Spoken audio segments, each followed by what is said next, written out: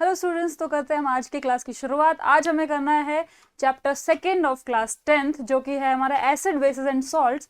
और इस चैप्टर में हमने करनी है कुछ चीज़ें जो हम कर रहे थे। अगर आपको याद है कल की क्लास में किया था क्या हमने, भाई कल की क्लास में हमने एसिड और बेसिस की थ्योरीज करी थी और आज हमें उन्हीं थ्योरीज को कंटिन्यू करना है। अगर किसी ने अभी तक क्लासेस नहीं देखी है, जाके देखिए आप चैनल के ऊपर वेद साइंस फाउंडेशन चैनल पे आपको सीक्वेंस वाइज सारी क्लासेस मिल जाएंगी। ठीक है, अब हम जो ये एसिड बेसिस एंड सॉल्ट्स पढ़ रहे हैं भाई, ये थोड़ा अलग तरीके से पढ़ रहे हैं बेटा।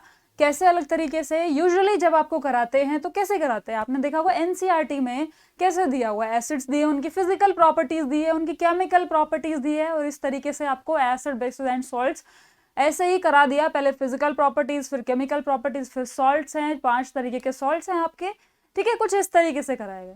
बट हम जो यहाँ पे करने वाले हैं वो है, हम पहले समझेंगे, एज यू ऑलवेज नो कि मैं हमेशा बोलती हूँ, हम यहाँ पे केमिस्ट्री सीख रहे हैं, कैसे एसिड्स होते क्या हैं, कौन कौन तरीके से, यानी कि किस किस तरीके से हम एसिड्स को डिफाइन कर सकते हैं, ये सारी चीजें करनी है हमें। ठीक है, तो भाई अब हम शुरू करते हैं। कल जो हमने क्लास करी थी वो करी थी Brønsted acid and bases and Arrhenius acid and basis. 2 चीजें करी थी हमने, Brønsted and Arrhenius acid and basis के कंसेप्ट पढ़ लिए थे। मतलब क्या है इन सब का, क्यों कर रहे हैं हम थ्योरीज एनसीईआरटी में जब इतना कम दिया है, हम ये सारी एक्स्ट्रा चीजें क्यों करें? पहली बात तो ये जो क्लासेस है ये आपके लिए जरूरी हो जाती है एनटीएससी एंड एनएससीजेएस के लिए। जो बच्चा 9th में है उसको 10th का सिलेबस पढ़ना पड़ता है 9th में ही, अगर उसको एनएससीजेएस का एग्जाम देना तो उसके लिए बहुत इंपॉर्टेंट है ये चैप्टर। और एनटीएससी के लिए कल की क्लास में मैंने आपको बताया कि इस चैप्टर से क्वेश्चन आते ही आते हैं। तो चीज क्या है, ये है कि हमें केमिस्ट्री सीखनी है, और before we proceed to acid and bases की physical and chemical property, we must know how do we define acid and bases। कैसे कैसे अभी तक के जो theories हैं, how do they explain acid and bases। ठीक है, तो हम जो theories अभी तक कर चुके हैं they are Arrhenius theory and Bronsted theory। एक बार quick revision कर लेते हैं। what is Arrhenius theory? Arrhenius क्या बोलता है? Arrhenius theory and what is Bronsted theory? Arrhenius theory क्या बोलते हैं भाई? अर्हीनियस थ्योरी के according acids are the substance which produces H+ ion. Acid क्या थे? क्विक रिवीजन कर रहे हैं हम। एसिड्स थे substance which produces H+ ions. ठीक है, तो वो हो जाते थे हमारे एसिड्स। ठीक है, बेसिस क्या थे भाई हमारे? अकॉर्डिंग टू अर्हीनियस बेसिस थे OH- इज प्रोड्यूस। अगर आपका एक्वस सोल्यूशन में कोई भी स्पीशी अगर हम डालते हैं वो डिसोसिएट होती है। मैंने पहले भी बताया था अर्हीनियस थ्योरी कंप्लीटली वर्क करती है डिसोसिएशन पे। उनका मानना था कि कोई भी एसिड को या बेस को वाटर में जब हम डालेंगे इट विल ब्रेक करके वो क्या देगा? एसिड्स के पास जितने भी H+ होते, जितने भी नहीं बोल सकते, एसिड के पास H+ जो होते हैं वो डोनेट कर देते हैं, बेसिस के पास OH- होते हैं वो डोनेट कर देते हैं, और इन्हीं कैटेगरीज को उन्होंने बोला एसिड एंड बेसिस। उसके बाद जो हमारी थ्योरी आई थी दैट वाज ब्रॉन्स्टेड। ब्रॉन्स्टेड ने क्या बोला था एक बार देख लेते हैं। ब्रॉन्स्टेड एंड लवरी जो है उन्होंने थ्योरी दी थी। इनके अकॉर्डिंग एसिड्स जो थे, एसिड्स वर H+ डोनर। H+ डोनर जो थे वो थे एसिड, एंड बेसिस क्या थे उनके according to this Bronsted, bases क्या थे भाई ब्रॉन्स्टेड के अकॉर्डिंग? H+ गेन जो कर रहे थे दे वर कॉल्ड एज बेसिस। ये आपको क्लियर है? अगर आपने पिछली क्लास नहीं भी देखी तो एक रिवीजन आपको यहाँ पे मिल गया कि एसिड किसको बोलते हैं, बेसिस किसको बोलते हैं।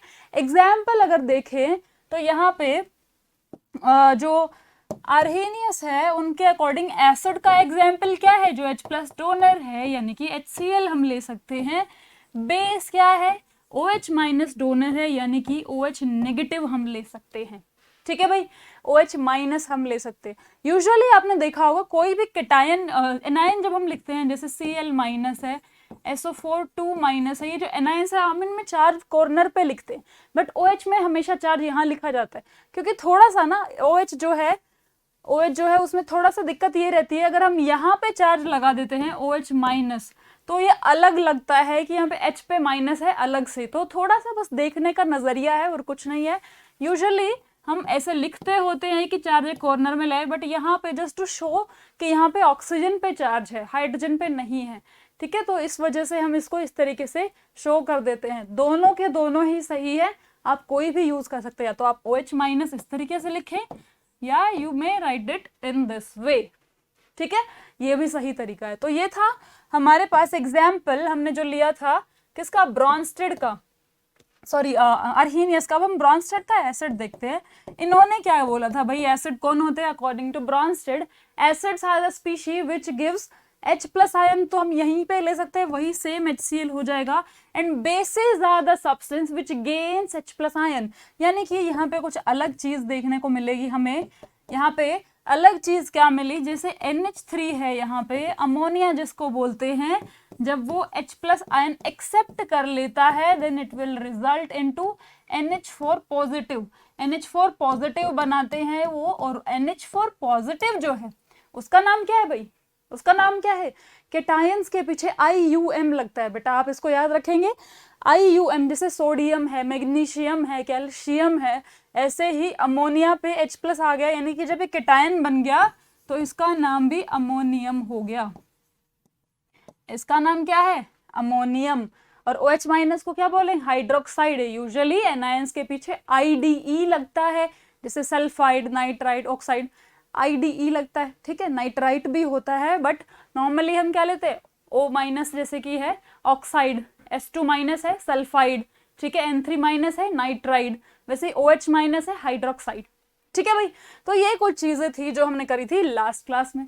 अब आज की थ्योरी हम स्टार्ट करते हैं, जिसमें बताया गया है कि हमें ये जो है अर्हीनियस एंड ब्रॉन्स्टेड के अलावा तीसरी जो थ्योरी है लुईस थ्योरी, लुईस थ्योरी को आज हमने देखना है। लुईस ने किस तरीके से हमें बताया कि एसिड और बेसिस क्या होते, क्योंकि हमारे पास जितनी भी स्पीशी प्रेजेंट है बेटा, मैंने आपको कल एक बात बोली थी कि जितनी भी स्पीशी प्रेजेंट है उनको ऑलमोस्ट हम इन 3 कैटेगरीज में, ये जो 3 कैटेगरीज, इनमें हम ऑलमोस्ट स्पीशी को रख सकते हैं। कौन कौन सी थी हमारे पास, acid, bases and salts. But हमने यहाँ पे देखा एसिड्स के लिए क्या जरूरी है, H प्लस, बेस के लिए OH माइनस। अगेन यहाँ पे क्या है, H प्लस के रिक्वायरमेंट है। बट हमेशा जितने भी कंपाउंड होते हैं उनमें जरूरी नहीं है हाइड्रोजन हो, उनमें जरूरी नहीं है OH माइनस हो। तो ऐसे स्पीशी एसिड और बेस की तरह बिहेव करते हैं, तो उनको कैसे डिफाइन करेंगे, यानी कि कोई और स्पीशी जिसमें H और OH है ही नहीं, वो कैसे एसिड या बेसिक रहेंगे, वो किसने एक्सप्लेन किया था, हमारे सामने लुईस ने एक्सप्लेन किया था। और अब हम जो पढ़ रहे हैं वो है लुईस थ्योरी। ठीक है, लुईस ने किस तरीके से एसिड एंड बेसिस को डिफाइन किया। ठीक है, तो देखते हैं लुईस ने क्या किया। सबसे पहली जो चीज है, लुईस ने बताया एसिड्स जो होते हैं, ध्यान से देखेंगे, बहुत इंपॉर्टेंट चीज है, ये बहुत इंपॉर्टेंट चीज है। और ये चीज को समझने के लिए आपको बॉन्ड्स की नॉलेज होनी चाहिए, जो हम फर्स्ट क्लास में कर चुके हैं। फर्स्ट लेक्चर जो था क्लास 10th चैप्टर 1 का फर्स्ट लेक्चर, जिसने नहीं देखा है जाके देख लेंगे। तो यहाँ पे एसिड्स जो थे वो क्या थे भाई, एसिड जो है according to Lewis they are the acceptor of, acids are the acceptor of electron pair. अब इसका मतलब क्या है, यानी कि इलेक्ट्रॉन के पेयर को जो एक्सेप्ट करेगा वो एसिड है, और बेसिस क्या होंगे, इलेक्ट्रॉन पेयर डोनर। तो एसिड्स हो गए एक्सेप्टर एंड बेसिस क्या हो गए भाई, इलेक्ट्रॉन पेयर डोनर। ठीक है, बेसिस क्या हो गए, डोनर ऑफ इलेक्ट्रॉन पेयर। अब इलेक्ट्रॉन का पेयर, कौन से पेयर की बात कर रहे हैं हम कौन से इलेक्ट्रॉन की पेयर की बात कर रहे हैं। मैंने आपको जब फर्स्ट क्लास में बताया था बॉन्ड्स कैसे बनते हैं, उस टाइम पे हमने बताया था जब शेयरिंग होती है, जैसे कि H2O का एग्जाम्पल अगर हम लेते हैं भाई, तो एक बार इसकी फॉर्मेशन देख लेते हैं कैसे ये बॉन्ड्स बने थे, उससे आपको क्लियर हो जाएगा। उस क्लास में हमने क्या किया था, हमने कहा था ऑक्सीजन जो है उसके आउटर मोस्ट शेल में 6 electrons are there in total. ठीक है, तो हमने कहा इसको 8 इलेक्ट्रॉन पूरा करने के लिए 2 इलेक्ट्रॉन्स की शेयरिंग करनी पड़ेगी, क्योंकि कोई इसको इलेक्ट्रॉन दे नहीं रहा था। तो शेयरिंग करने आया, इसने 2 हाइड्रोजन्स को बुलाया कुछ इस तरीके से, दोनों हाइड्रोजन्स अपना अपना एक एक इलेक्ट्रॉन लेके आए, जिसको हमने क्रॉस से रिप्रेजेंट किया है। और इस तरीके से हाइड्रोजन्स ने अपना ड्यूप्लेट कंप्लीट कर लिया था, और ऑक्सीजन ने इस तरीके से अपना ऑक्टेट कंप्लीट कर लिया था। जिसको ये चीजें समझ में नहीं आ रही जाके देख लो, फर्स्ट एंड सेकंड वीडियो में ये हमने बनाना बताया है, chemical reaction and equation lecture 2। ठीक है, तो अब यहाँ पे ये जो पेयर ऑफ इलेक्ट्रॉन है बेटा जी, ये वाला जो पेयर ऑफ इलेक्ट्रॉन है ये क्या है, ये ऑक्सीजन और हाइड्रोजन के बीच में शेयर्ड है, ये ऑक्सीजन हाइड्रोजन के बीच में शेयर्ड है, ये भी ऑक्सीजन हाइड्रोजन के बीच में शेयर्ड है। बट ये जो इलेक्ट्रॉन पेयर है, ये इलेक्ट्रॉन कैसा है, ये अनशेयर्ड पेयर ऑफ इलेक्ट्रॉन, ये अकेला, सिर्फ इस पे ऑक्सीजन का हक है, इसको किसी के साथ शेयरिंग नहीं करनी, ये पूरा का पूरा ऑक्सीजन का है।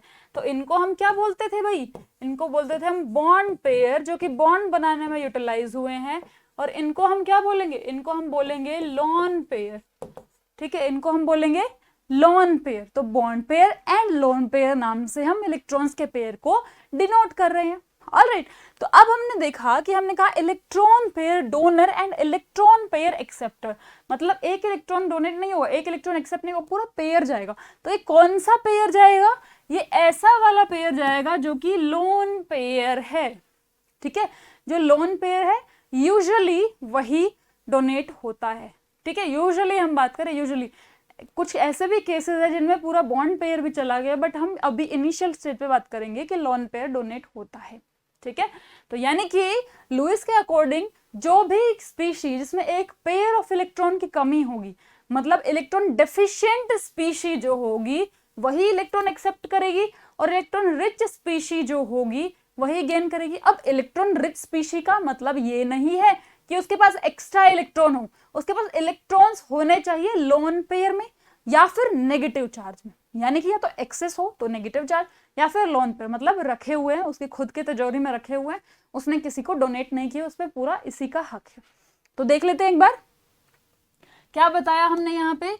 हमने बताया एसिड्स जो थे वो कौन कौन सी चीजें होंगी, बताइए, आप बताते रहो। एसिड्स कौन सी चीजें होंगी, या तो हमारे पास electron deficient species, electron deficient species होंगी, जस्ट लाइक कोई एक एग्जाम्पल देख लेते हैं, एग्जाम्पल BCl3, ठीक है, BeCl2, कुछ इस तरीके की स्पीशीज, AlCl3, ये जो स्पीशी है ये क्या है, इलेक्ट्रॉन डेफिशिएंट स्पीशी है। अब बात करते हैं, ये इलेक्ट्रॉन डेफिशिएंट स्पीशीज हैं तो इनके पास इलेक्ट्रॉन कम है, ये एक्सेप्ट करेंगे। इसके अलावा हम क्या बोल सकते हैं, केटायंस भी जो होते हैं, केटायंस भी क्या करते हैं, एक्सेप्टर का काम करते हैं, वो भी इलेक्ट्रॉन्स एक्सेप्ट करते हैं। तो सेकेंड स्पीशी क्या हो गई, केटायंस, ठीक है, यानी कि जिसके पास इलेक्ट्रॉन्स की कमी है। अब हम बात कर लेते हैं, आपको केटायंस तो अच्छे से पता ही होगा, है ना, केटायंस तो पता ही होगा, केटायंस जो होते हैं इलेक्ट्रॉन डेफिशिएंट होते हैं, जब वो इलेक्ट्रॉन एक्सेप्ट करते हैं किसी से, या जब कोई केटायंस को इलेक्ट्रॉन दे के आता है तो उसको हम बोलते हैं अभी इसने क्या कर लिया है, ये एसिड की तरह बिहेव किया है, ठीक है। तो बेसिस जो है वो है इलेक्ट्रॉन रिच स्पीशी, ठीक है, इलेक्ट्रॉन रिच स्पीशी, यानी कि इलेक्ट्रॉन रिच क्या है, जिसके पास इलेक्ट्रॉन्स हो, इलेक्ट्रॉन्स की अवेलेबिलिटी हो। तो ऐसी कौन कौन सी चीज है, या तो उसके पास लोन पेयर की फॉर्म में हो, या तो उसके पास लोन पेयर की फॉर्म में हो, या फिर वो एनायन हो। एनायन आपको बहुत अच्छे से पता है, चार्ज्ड स्पीशी होती है, नेगेटिव चार्ज होता है, यानी कि एक्स्ट्रा इलेक्ट्रॉन्स होते हैं। तो ये जो कैटेगरीज हैं इनमें लुईस ने अपने एसिड और बेसिस को डिफाइन कर लिया। एसिड्स क्या थे, एक्सेप्टर थे, बेसिस क्या थे, डोनर थे। कंफ्यूज होते हैं बहुत बच्चे, आपको होना नहीं है, एसिड से एक्सेप्टर इस तरीके से याद रख लेना, ठीक है, कभी कंफ्यूजन होगा नहीं, A for acid, A for acceptor, ठीक है, इस तरीके से याद हो जाएगा। एसिड का पता चल गया तो बची हुई स्पीशी बेस है, यानी कि एसिड अगर एक्सेप्ट करे तो बेस डोनेट करेगा, ठीक है। तो आपको ये चीज क्लियर हो गई, जल्दी से कमेंट करके बताया करें कि ये चीजें आपको समझ में आ रही है कि नहीं आ रही है, और वीडियो को शेयर कर दिया करो, ठीक है। आप खुद देखते हैं, किसी आपके फ्रेंड्स को या किसी आपके नॉन को, जो छोटे बच्चे आपके पास रहते हैं, आसपास रहते हैं, उनको बताइए कि यहाँ पे पूरा का पूरा सिलेबस आपको प्रोवाइड कराया जा रहा है, ठीक है, ताकि वो भी एक्सेस ले सके इन फ्री लाइव क्लासेस का, सॉरी फ्री क्लासेस का, लाइव तो ये नहीं है, फ्री क्लासेस का फायदा उठाइए। चलिए, तो यहाँ से देखते हैं एसिड और बेसिस हमारे पास हो गए हैं यहाँ पे। अब हम देखते हैं इसके कुछ एग्जाम्पल्स कि किस तरीके से ये जो है लुईस एसिड और लुईस बेस बिहेव करते हैं। यानी कि अगर मैं एक रिएक्शन लिखूं यहाँ पे, NH3 हमने लिया है जिसमें, ठीक है, और उसकी रिएक्शन हम करते हैं BF3 के साथ, ठीक है, BF3 के साथ करते हैं, BH3 ले लेते हैं, हम इस तरीके से लेते हैं NH3 की रिएक्शन BH3 के साथ है। तो यहाँ पे देखेंगे BH3 क्या है भाई, BH3 के आउटर मोस्ट शेल में 6 इलेक्ट्रॉन्स है। कैसे पता चला? बोरोन जो है उसका इलेक्ट्रॉनिक कॉन्फ़िगरेशन होता है 2 and 5, ठीक है, यानी कि 2 and 3, सॉरी 2 and 3 इस तरीके से इलेक्ट्रॉन्स होते हैं। यानी कि इसके आउटर मोस्ट शेल में, वैलेंस शेल में कितने इलेक्ट्रॉन्स हैं? ओनली 3 इलेक्ट्रॉन्स आते हैं। वैलेंस शेल में हो गए 3 इलेक्ट्रॉन्स। तो अब जब देखेंगे ये 3 इलेक्ट्रॉन इसके पास थे, 3 इलेक्ट्रॉन ये शेयरिंग से बोरोन से लेके आया, यानी कि इसका स्ट्रक्चर कुछ ऐसे था। ये बोरोन है और ये हाइड्रोजन बुलाए उसने अपने आसपास, तीनों के साथ शेयरिंग कर दी। इस तरीके से जो शेयरिंग हुई उसमें हाइड्रोजन के ड्यूप्लेट पूरे हो गए और ये जो बोरोन है इसके हो गए 6 electrons in valence shell. 6 electrons in valence shell हो गए हैं। तो अब वैलेंस शेल यानी कि आउटर मोस्ट शेल में 6 इलेक्ट्रॉन्स है। बट हमने क्या पढ़ा था? किसी भी एलिमेंट को स्टेबलाइज होने के लिए क्या चाहिए बेटा जी? जल्दी बताएंगे क्या चाहिए हमें? ऑक्टेट कंप्लीट कराना होता है, ठीक है। हमेशा हम ये नहीं देखेंगे कि बस सारे इलेक्ट्रॉन्स पेयर हो गए जी अब तो हो गया, स्टेबिलिटी आ गई, नहीं, ऐसे नहीं होगा। क्या देखना है हमें? ऑक्टेट कंप्लीट होता है। तो यहाँ पे तो ऑक्टेट कंप्लीट नहीं है इसका, ठीक है। अब हम अमोनिया का केस देख लेते हैं, NH3। जब नाइट्रोजन था उसका इलेक्ट्रॉनिक कॉन्फ़िगरेशन है 2 and 5, यानी कि आउटर मोस्ट शेल में 5 इलेक्ट्रॉन्स है। तो हमने जब देखा नाइट्रोजन है उसके 5 इलेक्ट्रॉन्स, 2 इस तरीके से रखे हैं, 3 इलेक्ट्रॉन्स आर हियर, और उसने क्या किया? 3 हाइड्रोजन्स को बुलाया अपने साथ बॉन्ड बनाने के लिए, कुछ इस तरीके से। ऑलराइट, तो यहाँ पे क्या हुआ? हम देखेंगे नाइट्रोजन का ऑक्टेट कंप्लीट हो गया, बिल्कुल हो गया, और हाइड्रोजन के ड्यूप्लेट कंप्लीट हो गए, और ये हमारा है NH3 का फॉर्मेशन, ठीक है।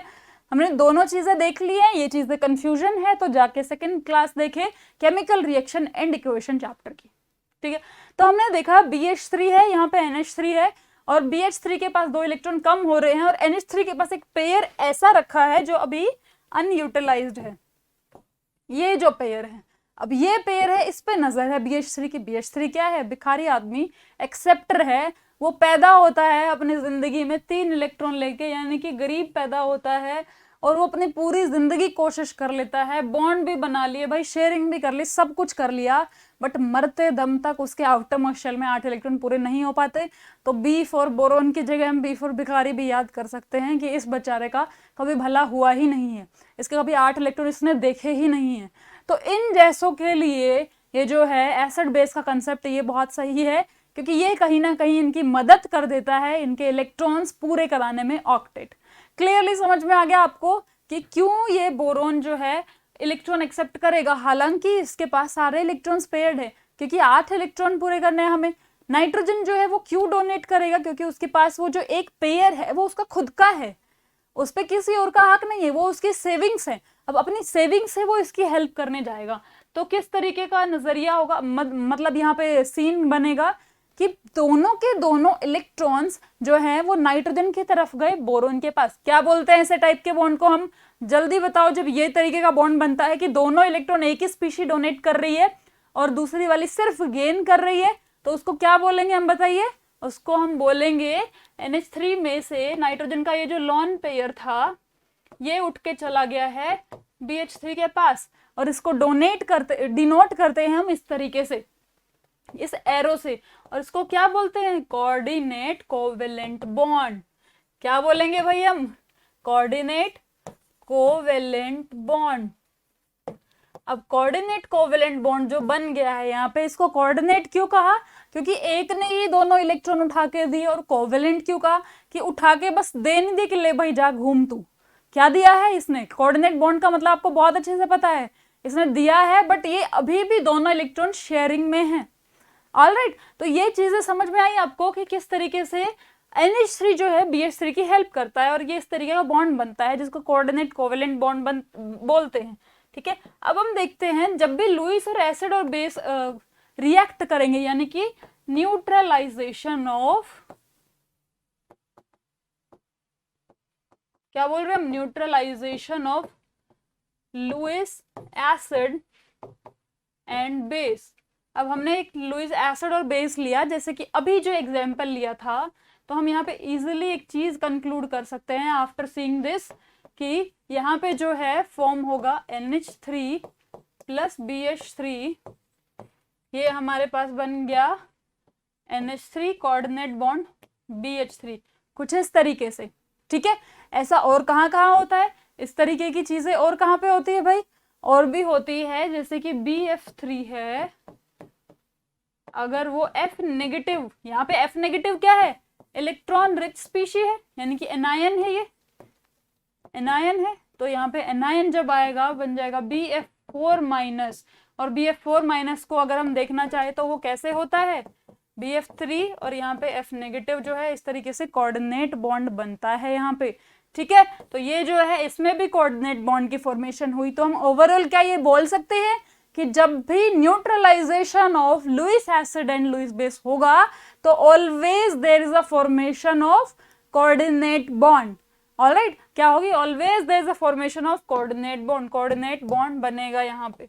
ठीक है, इस तरीके के बॉन्ड ही बनेंगे, क्योंकि जब एक पेयर डोनेट होता है जो कि पूरा अकेला एक एटम डोनेट कर रहा है, उस टाइम पे कोऑर्डिनेट बॉन्ड की फॉर्मेशन होती है।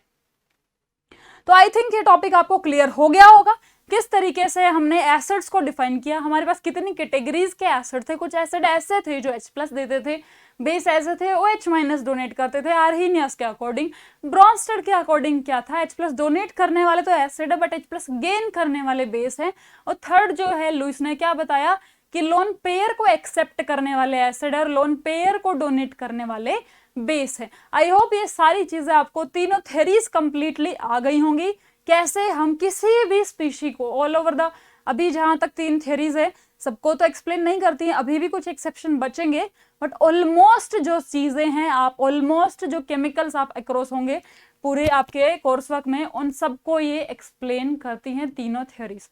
ऑलराइट, तो ये 3 थ्योरीज हो गई हमारी। अब लास्ट चीज देख लेते हैं, सोल्ट्स का कैसा नेचर होता है और सोल्ट्स को कैसे आइडेंटिफाई करते हैं, ताकि हम नेक्स्ट क्लास से नॉर्मली अपना चैप्टर जो है शुरू कर सके, जो आपके बोर्ड्स के लिए जरूरी है और आपके CBSE और NCERT पैटर्न पे बेस्ड है।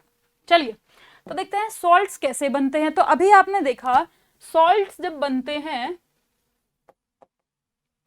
सॉल्ट्स बनते हैं तो कैसे बनते हैं, बाय न्यूट्रलाइजेशन ऑफ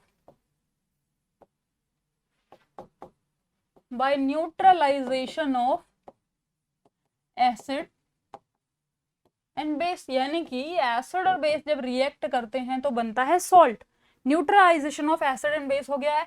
अब ये न्यूट्रलाइजेशन में क्या बनता है, देखो हमारे पास लेट्स से एक कंपाउंड है, यानी कि एक सॉल्ट है जो कैसे बना है, पहला एग्जांपल लेते हैं HCl प्लस NaOH। ठीक है, दूसरा जो सॉल्ट बना है, ये सॉल्ट बन गया। ठीक है, एक एसिड है एक बेस है, acid plus base give salt plus water, आपको बहुत ही अच्छे से पता है, बचपन से पता है आपको, यानी कि क्लास 8th में ही करा दी गई थी ये चीजें। ठीक है, हमने एक और एसिड लिया CH3COOH प्लस यहाँ पे ले लिया हमने NaOH। थर्ड जो चीज हमने करी है वो क्या है, हमने ले लिया H2SO4, HCl ले लेते हैं, HCl ले लिया और आपने NH4OH ले लिया। तो हमने 3 तरीके की चीजें पढ़ी हैं।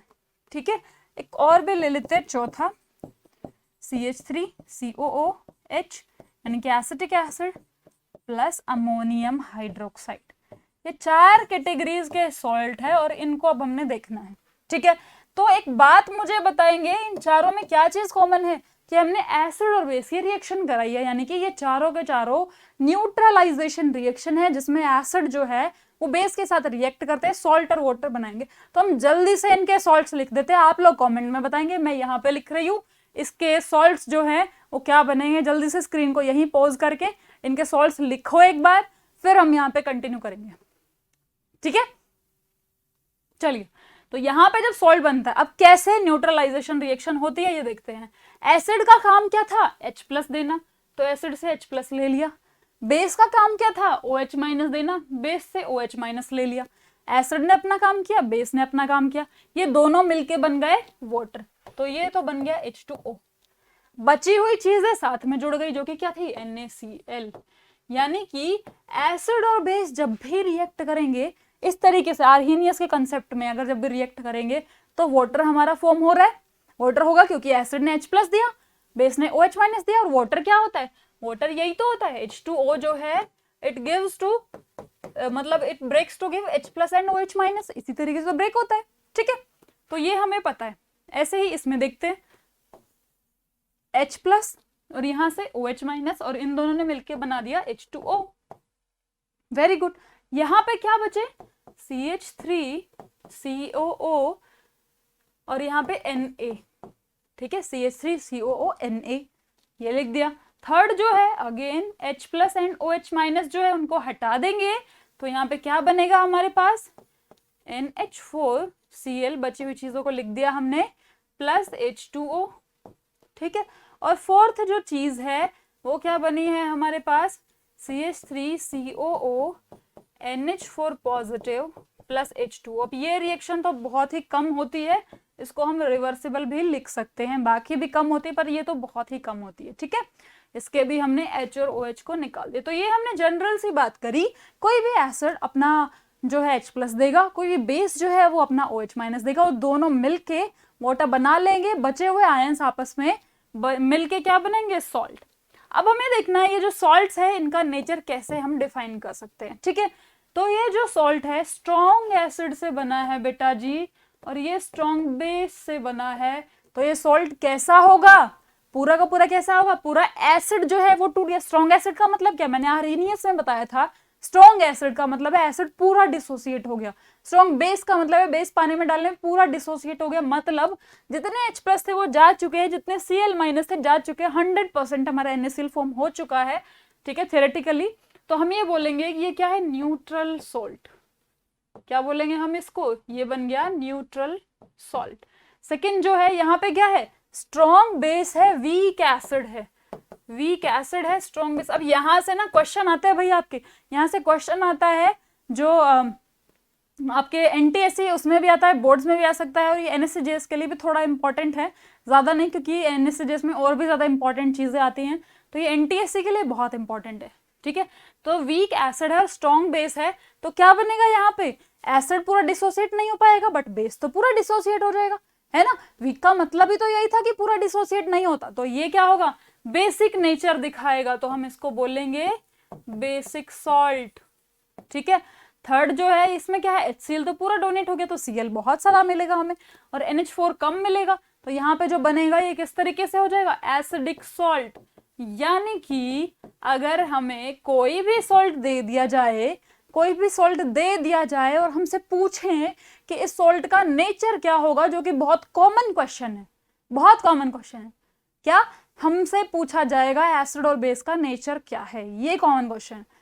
जब भी ऐसा क्वेश्चन आए तो तुम्हें क्या करना है, उसको ब्रेक करना है, केटायन को अलग रखना है, एनायन को अलग रखना है। केटायन जो भी आएगा, जैसे यहां से केटायन आया Na, केटायन जो भी आएगा उसके साथ जोड़ देना है OH, और एनायन जो भी आएगा उसके साथ जोड़ देना है H+, तो हमारा उनके पेरेंट्स बन जाएंगे। ठीक है, सोल्ट को ब्रेक किया, केटायन के साथ OH, एनायन के साथ H, इनके पेरेंट्स बन गए। अब देख लो कौन स्ट्रॉन्ग है कौन वीक है, जो स्ट्रॉन्ग हुआ उसी का नेचर आ जाएगा। स्ट्रॉन्ग एसिड हुआ, वीक बेस हुआ तो एसिडिक, स्ट्रॉन्ग बेस हुआ, वीक एसिड हुआ तो बेसिक, दोनों स्ट्रॉन्ग हुए तो न्यूट्रल।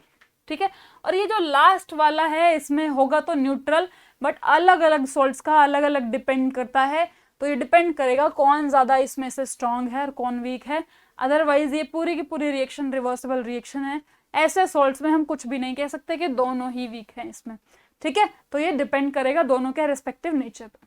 तो मेन चीज क्या है, हमसे पूछा जाएगा, जो सवाल पूछा जाता है वो यही पूछा जाएगा, अलग अलग तरीके के सॉल्ट्स दे देंगे और पूछेंगे इनका नेचर क्या है, और आपको बताना पड़ेगा।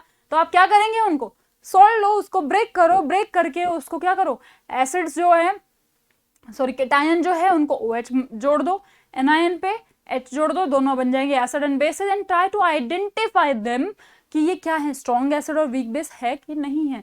जो स्ट्रॉन्ग होगा उसी का नेचर आ जाएगा, दोनों होंगे तो न्यूट्रल हो जाएगा। ठीक है भाई, तो ये हमने पढ़ लिया है एसिड बेसिस और सॉल्ट्स की, एसिड की थ्योरीज पढ़ ली है, बेसिस को आइडेंटिफाई करने की थ्योरीज पढ़ रही है, और सॉल्ट्स का नेचर पढ़ लिया है, किस तरीके से एसिड एंड बेस के न्यूट्रलाइजेशन से जो सॉल्ट बनते हैं वो किस किस तरीके के होते हैं। ठीक है, अब नेक्स्ट क्लास में हम स्टार्ट करने वाले हैं ये जो चैप्टर है एसिड बेसिस एंड सॉल्ट्स, इसके जो ओरिजिनल कंटेंट है हमारा क्लासिफिकेशन ऑफ एसिड, वहां से शुरू करेंगे। थोड़ा बड़ा चैप्टर है ये, थोड़ा पेशेंस रखेंगे और हर दिन वीडियोस को वॉच करेंगे, चैनल को आके सब्सक्राइब करेंगे और जाके चेकआउट करेंगे कि किस तरीके से क्लासेस चल रही है। बाकी सब्जेक्ट्स की क्लासेस भी बहुत सारी चल रही है हमारी, उनको भी देखेंगे, ठीक है। और सेशन को शेयर जरूर करेंगे, वीडियो को लाइक करेंगे, चैनल को सब्सक्राइब करके जाएंगे। और हमारा टेलीग्राम चैनल है जिसपे असाइनमेंट मिलते हैं, उसका जो लिंक है वो है क्या, वो क्या है भाई, उसको सब्सक्राइब, उसको ज्वाइन कर लेना टेलीग्राम को। उसका लिंक है @वेद साइंसेज जो है उसको जाके ज्वाइन करो, ताकि आपको असाइनमेंट्स भी मिल सके इन सारी क्लासेस की प्रैक्टिस के लिए। ऑलराइट, तो मिलते हैं भाई नेक्स्ट क्लास में और इसी चीज़ को कंटिन्यू करेंगे। तब तक के लिए बाय बाय स्टूडेंट्स। आराम से पढ़िए, बच्चों को शेयर करिए, आसपास के लोगों को भी दिखाइए, और ये सारी वीडियोस उनको पहुंचाइए जिनको ज़रूरत है इस पूरे कंटेंट की। ऑलराइट, चलिए, थैंक यू।